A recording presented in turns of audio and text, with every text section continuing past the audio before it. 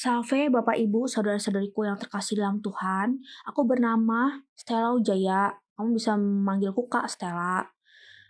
Akan membawakan renungan audio singkat, kali ini berjudul Bimbingan Orang Tua.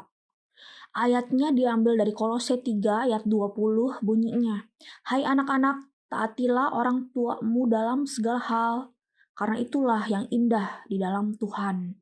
Demikianlah sabda Tuhan, syukur kepada Allah. Bacaan dari Efesus 6 ayat 1 sampai dengan 10 bisa direnungkan oleh adik-adikku sekalian di rumah masing-masing ya. Berikut adalah renungan aku. Selamat mendengarkan. Semua dari kita pasti punya orang tua. Tidak ada yang kita lahir dari dilepehin atau diludahin ya kan. Pasti melalui proses persalinan normal ataupun sesar dari ibu kita ya kan. Tapi apakah kita mengasihi mereka, yaitu orang tua kita, sesuai dengan yang diajarkan oleh Tuhan? Sharingku kali ini adalah tentang bimbingan orang tua. Pernah suatu kali aku mimpi, Oma Castella, menasihati aku dalam mimpi supaya aku jangan pergi dulu. Aku udah kepengen pergi jalan-jalan, pengen pergi makan-makan, gitu ya. Tapi aku sepersekian detik mikir, pergi apa enggak ya? Terus aku agak cuekin kata-kata omaku, aku lebih memilih untuk pergi gitu. Aku pikir nggak akan kenapa-napa, pergi nggak akan hujan atau apa, sendirian. Pas lagi naik kereta gitu, kayak pengen mau beli makan junk food tuh aku waktu itu. Keretanya masuk jurang. Nah, rel keretanya marah gimana, aku juga bingung. Aku nyesal nggak dengerin nasihat oma aku. Guys, girls, apa yang kita bisa ambil kesimpulan baik dari nilai moralnya dari mimpi Castella tadi? Jangan anggap enteng nasihat orang tua ataupun oma, opa kita. Orang tua kita itu adalah wakil Tuhan bagi kita di dunia ini. Ada lagi satu mimpi Castella yang lain. Begini ceritanya. Aku dan mama lagi jalan bersama, mama kandungku ya, bukan ibu tiri ya. Tapi aku juga gak ngerti kenapa jalannya itu di antara mobil-mobil yang lawan arah gitu. Aku jalannya. Aku pun saling berpegangan tangan dengan mama. Tapi ada suatu kali aku lepas dari pegangan mama. Aku ambil jalan sendiri di perbatasan jalan.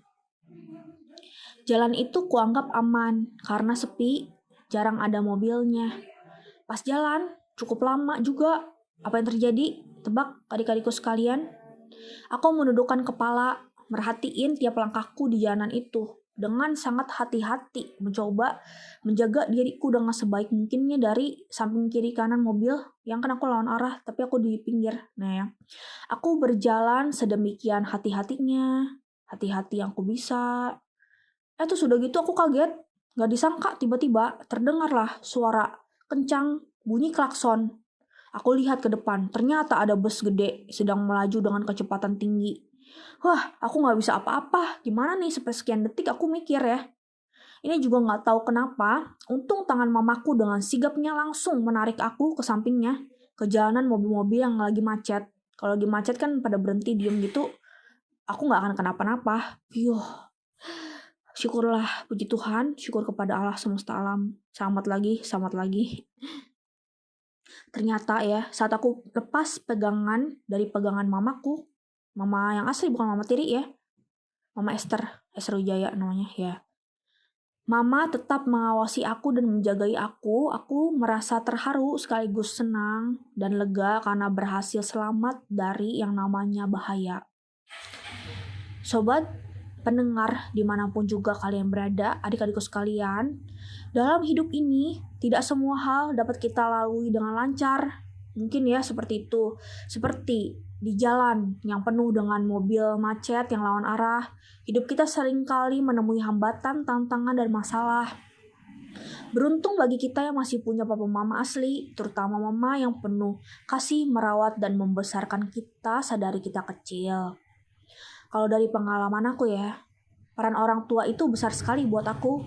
Aku dibesarkan oleh omaku, sementara mama setiap hari pergi kerja sebagai pedagang di toko jualan kopi. kopi giling, luwak, arabica, robusta, kopi mandailing, kopi musang, dan sebagainya ya. Dan bisa dimix, enak banget kopinya. Apalagi kalau campur susu dan sebagainya. Bisa di rumah campur susu sendiri. Nah, balik lagi ke topik, omaku sudah seperti orang tuaku sendiri juga karena merawat aku sedari kecil, sedari lahir. Aku tinggalnya sama oma, mama, papa. Ya, di rumah RSSS yang cukup sederhana lah ya. Aku juga cukup dekat dengan mama papa. Pernah aku ditolong terus oleh mama ketika mengalami kesulitan. Pokoknya gak tahu deh apa yang terjadi kalau gak dapat pertolongan Tuhan lewat papa mama aku. Ya oma, ya mama, ya papa. Semuanya sangat berperan dalam pemulihan kesehatanku waktu dulu. Seringkali kita yang merasa sudah dewasa, sudah bisa jaga diri sendiri, apa-apa nggak mau orang tua kita terlalu mencampuri urusan kita kan, kita udah mandiri dan sebagainya, itu anggapan kita. Tapi tetap aja, walaupun kita sudah menjadi dewasa, kita sudah bisa mengurus keperluan diri sendiri, kita tetap membutuhkan yang namanya orang tua kita, ya kan?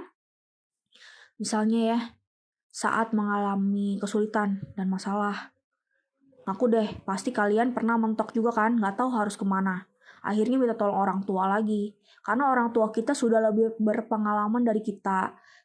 Kita nggak mau dinasihatin sama orang tua, ngelawan apa gimana. Akhirnya kita ujung-ujungnya minta nasihat juga ke orang tua kita kepepet, ya kan?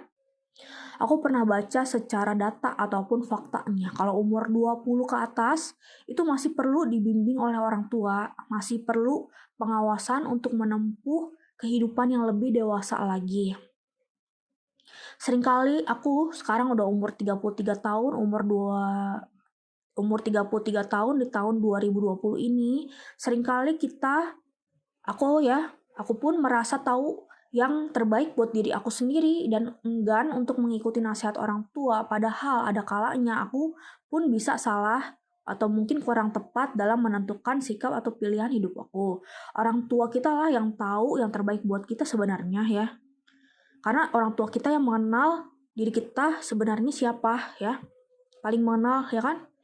Jangan kesal atau bete kalau orang tua kita agak cerewet kepada kita. Semua itu kita bisa bicarakan baik-baik dengan mereka. Mereka banyak menasehati karena mereka masih sayang dan perhatian. Coba kalau udah gak sayang lagi bisa repot di kita. Jadi, kesimpulannya apa adik-adikku sekalian tentang tema ini? Hargai dan hormati orang tuamu. Berbaktilah sebaik mungkin selama mereka masih hidup. Dan juga terimalah keadaan orang tuamu apa adanya. Jangan mengeluh karena keadaan ekonomi yang kurang atau mereka yang kita nilai salah atau kurang satu dan lain hal dalam mendidik kita misalnya. Atau mungkin bila ada orang tua kita yang divorce atau bercerai dan belum bisa membahagiakan kita sepenuhnya ataupun membiayai kuliah dan sebagainya, harus utang sana, utang sini. Jangan kita mikir, kenapa aku dilahirkan oleh orang tua seperti ini, ya kan? Kalau misalnya kita dilahirkan dari keluarga seperti apa, itu Tuhan Yesus sudah tentukan kita semua berjalan dalam kehendak Tuhan, pastilah yang terbaik bagi diri kita. Kita hanya bisa bersyukur dan berjuang untuk melakukan bagian yang kita bisa, yaitu apa adik-adikku sekalian? Ya betul, membahagiakan orang tua kita selagi mereka masih ada kesempatan hidup.